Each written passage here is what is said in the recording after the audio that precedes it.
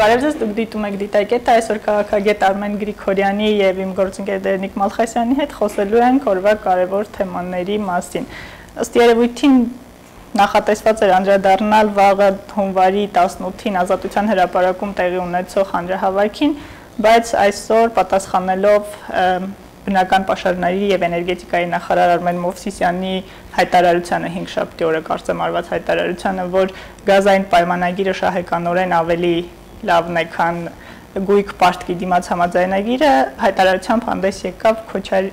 Ռոբերտ Քոչարյանի գրասենյակը։ Մենք երեկել էինք մեր տաղավարում խոսում էինք երկրորդ նախագահ Ռոբերտ Քոչարյանի հարցազրույցներից, հայտարարություններից ու պատասխաններից եւ երեք խոսեցինք ինչով էր դա պայմանավորված եւ քանի որ այսօր Արմեն դուք հյուր եք, ուզում եմ եւ քաղաքագետ եք, ուզում եմ հարցնել Ռոբերտ Քոչարյանը այն քաղաքական գործիչներից էր, որը ինտենսիվ պատասխանելու կամ ակտիվ հարցազրույցներ տալու բնավորությամբ աչքի չի ընկել, բայց վերջին ժամանակներս շատ զգայուն է դարձել ու պատասխանում է գրեթե բոլոր հայտարարություններին, սա ինչով է պայմանավորված։ Իմ կարծիքով մարդու բնավորությունը մեծ հաշվով դեռ չի խաղում քաղաքական գործընթացների վրա, որովհետև միջավայրը նաև քաղաքական իրավիճակը ազդում է որոշումների կայացման վրա ու դա ազդում է նաև վարքագծի վրա։ Քաղաքական իրավիճակը այնպիսին է, որ չէր կարող սպասել, ասենք 10 օր կամ դրանից ավել նոր պատասխաններ անհրաժեշտ նամանավանդ երբ որ ինֆորմացիան շատ արագ է տարածում, այսպես ասած սոցիալական ցանցերի դարում անհրաժեշտություն կա ավելի արագ աշխատելու, նաև քաղաքական իրավիճակն է այդպեսին, որը ստիպում է ավելի արագ արձագանքել։ Այս պատճառով մտածում եմ, որ ավելի շատ քաղաքական իրավիճակն է դեր խաղացել, որպեսզի ստեղծված իրավիճակին պատասխաններ տա ու քայլեր ձեռնարկի։ Իսկ ինչ քաղաքական իրավիճակ ունենք, ավելի կբացեք ճակերտները։ Երևի ավելի հախորում ոչ կազմակերպ քաղաքական օրակարգի մասին է խոսքը, որովհետև երկու կողմն էլ այսպես հակամարտում են կամ պատերազմում են միջև վերջ չպլանավորված, միջև վերջ իրենց ձեռքի տակ չունեցող գործիքներով փորձում են դիրքավորվել, փորձում են հասկանալ ով ում բարեկամն է, հատկապես այս առումով բավականին այսպես տխուր իրավիճակ է իշխանության ներսում, քանի որ նրանց միջինից բարձր շատ քաղաքական գործիչներ, չինովնիկներ, իշխանավորներ դեռևս չեն պատկերացնում ինչ է կատարվում, այսինքն երբ սկսեն առնետավազքը կամ սկսեն արդյոք այդ առնետավազքը, թե չսկսեն, ինչպես դիրքավորվեն, Քոչարյանին պատասխանեն, չպատասխանեն, այսինքն ստեղծվել է մի չասեմ քաոսային, սակայն մոտ մի իրավիճակ, որտեղ, ինչպես նշեց Արմենը, արագ գործելու, արագ պատասխանելու, արագ դիրքավորվելու քաղաքականությունն է աշխատում։ Եթե նկատենք, նույն արագությամբ նաև արձագանքում է իշխանությունը, ասենք նախարարների, падգամավորների միջոցով, օրինակ այսօր արդեն արձագանքել էր սոցիալ նախարարը պատասխան Ռոբերտ Քոչարյանի այդ կենսաթոշակային բարեփոխումների առած դիտարկմանը։ Հետաքրքիր է Արմեն կներեք, բայց առաջի հարցազրույցից հետո իշխանական կողմից կամ հանրապետական կուսակցության կողմից որևէ արձագանք չկար։ Երկրորդ հարցազրույցից հետո արձագանքներն իրար արդեն տեղ չեն տալիս, այնքան արագ են արձագանքները տեղի ունենում, որ չես հասկանում, որը լսես, որը կարդաս։ Երբ մտածում եմ, որ առաջինի դեպքում առաջինին չի հետևի երկրորդը, երրորդը, բայց երբ որ տեսան, որ փոխվել է իրավիճակը ու ավելի շատ արձագանք կա, անհրաժեշտություն կա նաև պատասխանել, որտեղ չպատասխանել նաև այլ մեսիջ կարա հանրության համար լինի, որը միանշանակ իշխանությանը ձեռ չի տալիս, նրանք չէին ուզենա հայտնել այդ իրավիճակում։ Ինձ թվում է նաև եթե հետ գնանք, տեսնենք ինչ իրավիճակ է տեղի ունեցել 2013 թվականին, Մաքսային միության միանալու հետ կապված որոշումը, հետագայում նաև Լևոն Տեր-Պետրոսյանի վերլուծությունը, որ Սերժ Սարգսյանը պետք է հրաժարական տա, ու նաև ներիշխանական, այսպես ասած, բուրգի կայունությունը որոշակի ցեպով, ամբողջ չեմ, բայց որոշակի խարխլվել է ու անկայունություն, հենց դրանք են անկայունության իրավիճակները ստեղծել, երբ որ ասենք նման իրավիճակում երբ որ անկայունություն է ստեղծում, սկսում են վարքագծեր, բոլորի վարքագծերը փոխել, որովհետև ապագան անկանխատեսելի է դառնում ու ապագան կանխատեսելի դարձնելու համար, հա, քայլեր է ձեռնարկում։ Ուսի այդ քայլերի շրջանակներում, հա, դրա համար անկայուն իրավիճակում Ռոբերտ Քոչարյանի արձագանքը բերել է նրան, որ նրանց մոտ ստեղծվել է ոչ միայն ինքնապաշտպանական ռեակցիա, այլ նաև հարձակողական բնույթի քայլեր։ Հատկանշական է, որ Ռոբերտ Քոչարյանը դեռ չի անդրադարձել, գուցե դեռ կհասցնի, բայց դեռ չի անդրադարձել արտաքին քաղաքականությանն ու Մաքսային միության Հայաստանի անդամագրվելու պատրաստակամությանը եւ մեղադրանքներ եղան, չէ, այդ ուղղությամբ, որ ինչու երբ Հայաստանում տեղի էր ունենում կարևորագույն գործընթացներ, որևէ արձագանք չեղավ եւ հիմա հանկարծ սկսում ես պատասխանել խոսել։ Ես ասեմ, որ Ռոբերտ Քոչարյանը իր առաջին հարցազրույցի ժամանակ կարծես թե իրեն ապահովագրել էր այդ մեղադրանքներից, ուղղակի շատերը ուշադրություն չէին դարձրել, ինքը ասել էր, այսինքն կայքը, երկրորդ EM կայքը նշել էր, որ մենք Քոչարյանին ուղարկել ենք մի շարք հարցեր, որոնցից առաջինի պատասխանը ստացել ենք, իսկ մնացածը դեռ առջևում է։ Եվ կարծես թե այսպես շատ դանդաղ են հասնում կամ ասենք որոշակի պարբերականությամբ են հասնում այդ պատասխանները երկրորդ EM կայքին, երկրորդ այսպես փաթեթը պատասխանների դա արդեն վերաբերում էր այդ տնտեսական իրավիճակին, երրորդ փաթեթը իմ կարծիքով արդեն արտաքին քաղաքականությունն է, այնտեղ Մաքսային միություն եւ այլն։ Արդեն ես նշեմ, որ Քոչարյանի գրասենյակի այսօրվա պատասխանի մեջ կարծես թե ուրվագծում է, թե ինքը ինչ է պատասխանելու Մաքսային միություն անդամագրվելու այսպես Սերժ Սարգսյանի քաղաքականության, այնտեղ մի կարևոր նրբերանգ կա, երբ Արմեն Մովսիսյանին փորձում է այսպես տեղը դնել եւ այնտեղ հարց է տալիս, թե այսինքն նշում է, որ մենք չգտանք այդպիսի պայմանագիր, գազային պայմանագիր օրինակ բերել Արմեն Մովսյանին մի այդպիսի պայմանագիր Գազպրոմի հետ կնքած նմանատիպ աշխարհի որևէ այլ երկրում ու նախընտրելի է այդ երկիրները չլինեն գաղութացված աֆրիկական երկրների, ասենք, հին պայմանագիր 500 տարի առաջվա։ Այսինքն ակնարկ արդեն իսկ ակնհայտ է, որ Քոչարյանը փորձելու է դիրքավորել իր պատասխանը այնպես, որ այս իշխանությունները, չգիտեմ ինչքանով մեղավորությունը կգտնի Սերժ Սարգսյանի վրա, գաղութացվելու քաղաքականություն են վարում ի նկատմամբ Ռուսաստանի եւ իրենց արժանապատիվ չեն պահում։ Այսինքն ենթադրում ես, որ հանդես կգա Մաքսային միության անդամագրվելու գործընթացի քննադատությամբ։ Ինձ թվում է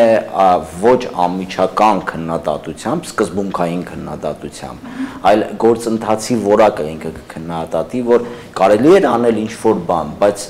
ոչ այսպես անարժանապատիվ եւ նվաստացած կարգավիճակով։ Եթե չեմ սխալվում, մի նրբերանգ կա, որին կուզեի անդրադառնանք, որևէ լրատվամիջոց կամ լրագրող հայտ չներկայացրեց հարցազրույցի Ռոբերտ Քոչարյանի եւ երկրորդ EM-ի մասին մենք իմացանք, լայնորեն իմացանք այն ժամանակ, երբ Ռոբերտ Քոչարյանը ինքնահարցազրույց կազմակերպեց, հետո նորից հարցազրույց, հետո հայտարարություններ, սա ինչ էր նշանակում։ Ինքը որոշեց իր խոսքով հանդես գալ, թե այլ օրակարգ ձևավորել,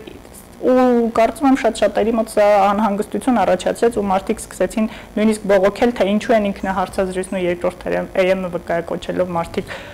Բայց երկրորդ EM-ը իրականում ժամանակին արդեն գրանցված էր ու բայց հայտնի չէր մարդկանց։ Հանրության մեծ մասին հայտնի էր ու Ռոբերտ Քոչարյանի այսպես ասած հանրությունում ներկայացնելու գործընթաց կատարվում էր ու երկրորդ EM-ը երկար ժամանակ կատարել է որովհետեւ ոչ պաշտոնական քայլեր, նույնիսկ պաշտոնական, ես համոզված եմ, որ Ռոբերտ Քոչարյանը կայքի մասին տեղյակ, ամեն ինչ իր համաձայնությամբ է կատարել, պրոստը ոչ պաշտոնական են նշել, երևի իրավիճակից ելնելով։ Դրա համար ասել, որ երկրորդ EM-ը լրատվական միջոց չի կամ ինչ-որ բան, կարծիք այդ նույն ձև բլոգում կարանք ասենք, որ բլոգում արտահայտած կարծիքը չեն կարող տարածել։ Բայց կարծիք է, որը չի հերքվում, հաստատում այդ մարդը անձի կողմից ասած խոսքեր ու դա որևէ բան չկա ասելու, որ դա ասենք տվյալ լրատվամիջոցին չեն կարող վստահել կամ խոսքի իրականության չի, եթե խոսքի իրականության համապատասխանում է, ապա կարող են տարածել։ Բացի այդ, այստեղ պետք է հաշվի առնել նաև տվյալ քաղաքական գործիչի բնույթը լրատվամիջոցների հետ շփվելու իր կաշկանդվածության կամ ոչ կաշկանդ լինելու հանգամանքը։ Մենք նախորդ երկու նախագահների դեպքում էլ նման խնդիրն ունենք, Լևոն Տեր-Պետրոսյանն շատ բաց չի Լևոն Տեր-Պետրոսյանը օրինակ ընդրողաբար է տալիս հարցազրույցները, բայց ավելի ազատ է աշխատում մամուլի հետ, այսինքն շատ այսպես փակագծված չեն նրա շփումները։ Օրինակ Սերժ Սարգսյանը վարպետության հասցրեց ինքնասուլիսները լրագրողներին դաստիարակել է իր ուզած հարցերը իրեն տալը եւ այլն եւ այլն։ Ռոբերտ Քոչարյանն այս առումով իր նախագահության շրջանում ավելի ազատ էր լրագրողները, այդ նույն մարզային այցելությունների ընթացքում, այսինքն լրագրողները ազատորեն նրա հետ շփվելու հնարավորություն ունեին, ի տարբերություն Սերժ Սարգսյանի, որը ամբողջությամբ փակ է։ Հիմա այս պարագայում երևի հաշվի առնելով խոսքի կարևորությունը, ամեն բառի կարևորությունը, նախընտրել են հարցազրույց տալ իրենց ոչ պաշտոնական կայքին, որպիսի ամեն բառ, ամեն ստորակետ, ամեն արտահայտություն վերահսկողության տակ լինի, կարծիքով սա նորմալ է այս իրավիճակում։ Եվ հարցազրույցի ու հայտարարությունների լեզվին կուզեի անդրադառնանք, երբ խոսում է իշխող պաշտոնյաների չինովնիկների մասին, բավական հեգնական, նույնիսկ սատիրա պարունակող բնորոշումներով է հանդես գալիս, թե հայտարարության մեջ, թե հարցազրույցում։ Ընդհանրապես բնորոշ է իրան, ես կասեմ նաև լեզուն էլ է փոխել, ասենք շեշտադրումը, վերլուծությունները, նույնիսկ սոցիալական ցանցերում մարդիկ կարծիք արտահայտեցին, որ Լևոն Պետրոսյանի ոճի նման, ճիշտ է, ամբողջովին նման չէ, բայց խոսքը ավելի հստակեցնելով, ավելի հանրամատչելի դարձնելու քայլեր է կատարել։ Ես մտածում եմ, որ էլի իրավիճակից ելնելով, հաշվի առնելով հանրություն տեղի ունեցած փոփոխությունները սոցիալական ցանցերում հնարավորություն դրանք կարդալու ու ընկալելու համար վարքագիծի որոշակի փոփոխություն էլ կա։ Եթե նայենք մյուս ավելի շուտ հարցազրույցներին, բայց այդ հարցազրույցները ավելի ուրիշ ձևով էին, բայց հիմա փոխվել է նաև այդ ոճը ու ավելի շատ ես ընկալում եմ, որ փոխվել է ելնելով հանրային փոփոխություններից եւ հանրությունում տեղի ունեցած այդ Ես ուղղակի կներես մասնավորեցնեմ մեթան գազի սիրահար ասելով նկատուներ Կարեն Ավագյանին եւ Արմեն Մովսյանի մասին խոսելիս հիշողության հետ կապված խնդիրներ, ինքնագոհ, կարդալ չհասկանալ, բավական ոչնչացնող բնորոշումներ։ Ուզում եմ մի նկատառում անել։ Դա Քոչարյանի ոճն է, ինքը նախագահության շրջանում շատ այդպես դեպքեր կարող են հիշել պարողին խանգարող հանգամանքների, չգիտեմ, մի շարք կարելի է թվարկել այդ առումով։ Բայց հիմա եթե Քոչարյանը վերադառնում է մեծ քաղաքականություն, նման ոճով հարաբերվել իրենից, իր կշիռից մի հարյուրապատիկ, հազարապատիկ ցածր պաշտոնյաների կամ գործիչների հետ, իմ կարծիքով սա ամենևին էլ ուժեղության մասին չի խոսում։ Ես կարծում եմ, որ այստեղ Քոչարյանը լուրջ մտածելու տեղիք ունի, որովհետև պատասխանել Կարեն Ավագյանին, ասենք, նույնիսկ իր գրասենյակի միջոցով կամ նման շեշտադրումներով հարիշ չէ ուղղակի։ Այսինքն ինքը այս պարագայում պետք է ցույց տա, որ ինքը ամեն դեպքում բարձր է, ավելի մեծ կշիռ ունի եւ ամենևին էլ իրեն չի ուզում, թե ասենք Կարեն Ավագյանը կամ ասենք, չգիտեմ, մեկ այլ մյուսը ինչ է ասում իր մասին։ Այսինքն կոռեկտության հետ կապված ամեն դեպքում խնդիրները ես տեսնում եմ։ Ճիշտ է, լրագրողներին, սոցիալական ցանցերում շատ է ուրախացնում այդ ձևակերպումները, մեթան գազի սիրահար, կարդալ չհասկանալ, չգիտեմ, մոսկաներ, ոռնոց եւ այլն։ Բայց ամեն դեպքում դա հարիր չէ նախագահի պաշտոնը 10 տարի զբաղեցրած անձին։ Արմեն, մենք երեք էլ խոսեցինք, արդյոք այս ամենով Ռոբերտ Քոչարյանը ցույց է տալիս կամ հայտ է ներկայացնում իշխանություն, քաղաքականություն, ակտիվ քաղաքականություն վերադառնալու ցանկություն եւ եթե ենթադրենք նման բան տեղի ունենա, ինչ կփոխվի համակարգի ներսում։ Այս բանը դժվար է ասել, կանխատեսել, որովհետեւ հասկանալի է, որ նման որոշում կայացում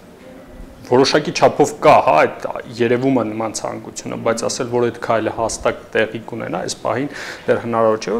պարզապես որպես գործիչ ուզում է հասկանալ քաղաքական իրավիճակը շոշափել իր քայլերով, նաև հասկանալ վերադառնալու հնարավոր տարբերակները։ Ինձ թվում է նաև սրան նպաստել է ներիշխանական խնդիրներ, ասենք տնտեսություն, ամբողջ տնտեսությունը, այսպես ասած, քանդել են, հա, Տիգրան Սարգսյանի օրոք ամբողջ տնտեսությունը քայքայվել է, մոնոպոլիզացվել է, այսպես ասած, մեկ օլիգարխի տնտեսություն են փորձել ստեղծել, որը երկիրը կանգնեցրել է մեծ ճգնաժամի առաջ։ Այո, դուրս են բերել ամբողջ դա նաև ստիպել է որպեսզի կապիտալը դուրս գա Հայաստանից նայեք 2008 թվականին Հայաստանում ներդրումները հնայի նկատմամբ 42%-ն էր այդ ժամանակ նաև տնտեսություն հնան էր մեծ այսօր հարաբերությունը 21% է այսինքն ներդրումները 50%-ով չել են ու շատ մեծ թվեր են սա հասկանալու համար զարգացող տնտեսությունների համար 15% ներդրումներ նշանակում են տնտեսության վախճան չնայած Տիգրան Սարգսյանը ժամանակին գրել է պետության վախճանը, բայց ես ոնց հասկանում եմ մենք ունենալու ենք տնտեսության վախճան, որն է բերում նաև պետության վախճանը, բայց նաև ճիշտ կաներ, չնայած տնտեսագիտության տեսանկյունից է փորձել այդ ազատ շուկաների լիբերալ տեսանկյունից նայել այդ գործընթացը, բայց այսօր նա բերել է հասցրել դրան ու հանրությունում կա պահանջ իրավիճակը փոխելու, այդ իրավիճակը փոխելու հայտեր են ներկայացնում Ռոբերտ Քոչարյանն արդյոք այն քաղաքական գործիչն է, որ կարող է իրավիճակ փոխել Հայաստանի Հանրապետությունում։ Անցյալում իր նախագահության ընթացքում տնտեսության աճ ու այդ առումով մեծ բարելավում, ապա նա կարող է դարձում հայտ ներկայացնել։ Նշեմ, որ կարևորը ինչ որակի է փոփոխությունները կատարվելու եւ այստեղ կարևոր է նաեւ թե ինչ ճանապարհով է Ռոբերտ Քոչարյանը վերադառնում։ Եթե դա տեղի ունենում հին հանրապետականների վրա հիմնված պետական հեղաշրջման միջոցով, ներիշխանական հեղաշրջման միջոցով կամ Սերժ Սարգսյանի հետ համաձայնեցված ինչ-որ փոփոխություն է տեղի ունենալու, ամեն դեպքում որակական հսկայական փոփոխություններ ակնկալել պետք չէ։ Կարող ինչ-որ իրավիճակը փոփոխվի դրականորեն հնարավոր է, բայց ամեն դեպքում մենք ունենալու ենք էլի նույն երկիրը, մի քիչ գաղջը քիչ է լինելու, այդքան տարբերություն։ Գաղջը մենք ենք ստեղծում, մենք մի քիչ կստեղծենք։ Իսկ եթե Քոչարյանը փորձելու է այսպես ռեաբիլիտացվել, չգիտեմ, այստեղ շատ մեծ կարևորություն ունի մարտի 1-ի գործոն, այստեղ Քոչարյանը միանշանակ ասելիք ունի, բացատրելիք ունի հասարակությանը եւ այդ ինչ-որ քաղաքական ուժերի վրա հիմնվելով է գալիս իշխանության կամ ասենք ինչ-որ կոալիցիայի ազգային համաձայնության կառավարության եւ այլն, այստեղ կարելի է ինչ-որ դրական փոփոխություններ միանշանակ ակնկալել։ Հետաքրքիր դիտարկում էր կատարել նաեւ ՀԱԳ-ի ներկայացուցիչ Վլադիմիր Կարապետյանը նշելով, որ չկա քաղաքական ուժ կամ քաղաքական գործիչ, որի վրա հենվելով, որ սատարկ կանգնի Ռոբերտ Քոչարյանին ակտիվ քաղաքականություն վերադառնալու համար։ Կարծում եք իսկապես չկա այդպիսի քաղաքական ուժ Հայաստանի ներսում։ Այս պահին դժվար է նման բան ասել, որովհետև շատ քանի որ իրավիճակը այս պահին ուրիշ է ու վարքագիծնել կանխատեսել չեն կարող դա ասել, կարող է իրավիճակը փոխվի, իսկապես հայտ ներկայացնի հետ վերադառնալու ու փոխվի նաև քաղաքական ուժերի վարքագիծը, նրանք հայտարարեն, որ պատրաստ են այդ գործընթացը։ Իսկապես ճիշտ է նշել, որ մարտի 1-ի հետ կապված մնացած հարցերով նա ունի հանրությանը պատասխանելու, իր կայացած որոշումները բացատրելու, ամեն ինչ անելու, բայց մյուս կողմից էլ պետք է հաշվի առնել նաև, որ կան շրջանակներ, որ ցանկանում են, բայց պետք է սկզբից կատարի այդ քայլը ու հանրության հետ քննարկում կազմակերպվի այդ ամեն ինչը։ Շատ կարևոր քայլ է, որից հետո գուցե վերադառնալն ավելի քիչ ցավոտ կլինի հանրության համար։ Մենք հաջորդ հաղորդման ընթացքում կփորձենք խոսել, թե ինչու Հայաստանի Հանրապետությանը չի հաջողվում դուրս գալ 3 նախագահների եռանկյունուց եւ քաղաքական ասպարեզ իջեցնել կամ ծնել կամ վերել մեկ այլ քաղաքական գործիչի, որը ասելիք եւ անելիք կունենա համակարգ փոխելու առումով։ Քաղաքականություն ուրիշ բան ենք պատկերացնում, դրա համար էլ մտածում ենք, որ հնարավոր է դուրս գալ։ Պիտի փոխել քաղաքականություն մեր պատկերացումները, որը կաշխատենք քննարկել հասկանալ։ Կապիտալը մոնոպոլիզացված է ավելի շատ։ Ընդհանրապես քաղաքականության մեջ շատ մեծ դեր է խաղում կապիտալը։ Առանց կապիտալի մտածել, որ քաղաքական փոփոխություններ հնարավոր են, մարդկության պատմության ընթացքում չի եղել։ Կապիտալի, այսպես ասած, տիրանալու տարբերակները, հա, կանխորոշում են նաև քաղաքականությունը, դրանք են։ Ու եթե մենք ուզում ենք փոխենք այդ, պետք է նաև մեր տնտեսական համակարգը փոխենք։ Առանց դրան չենք կարողանալու։ Օբաման ինչի է կարողանում կարճ ժամանակահատվածում դառնալ նախագահ, որտեղ այսպես ասած ազատ շուկայական հարաբերություններ են, կապիտալը չի կենտրոնացած մեկ հոգու ձեռ, ով որոշում է։ Պետությունը չի վերահսկում կապիտալը, որպեսզի սահմանափակի Օբամայի ընտրությունների մասնակցություն, դրա համար մարդիկ ընտրում են իրեն ու փոխվում է իրավիճակը։ Երբ որ մենք էլ անցնենք այդ դեպքում մենք ուզում ենք Արմեն, մեզ չեն թողում։ Չեմ ասում ուզել կամ չուզելու հարցը, սա կապիտալի կազմակերպման է, որտեղ անհատական ցանկությունները կամ անհատական նպատակները հաճախ այդ կապիտալի սեփականատերերի կամ վերահսկողության հետ որևէ կապ չեն ունեն, ես այդ տարբերակով։ Շատ լավ, հաջորդ շաբաթ մենք նորից մեր տաղավարում հուսով եմ կհյուրընկալենք ձեզ ու նորից կխոսենք արդեն կապիտալի մասին։ Շնորհակալություն, շնորհակալություն մեկնաբանությունների համար, շնորհակալություն նաև ձեզ, շարունակեք հետևել Civilnet-ին։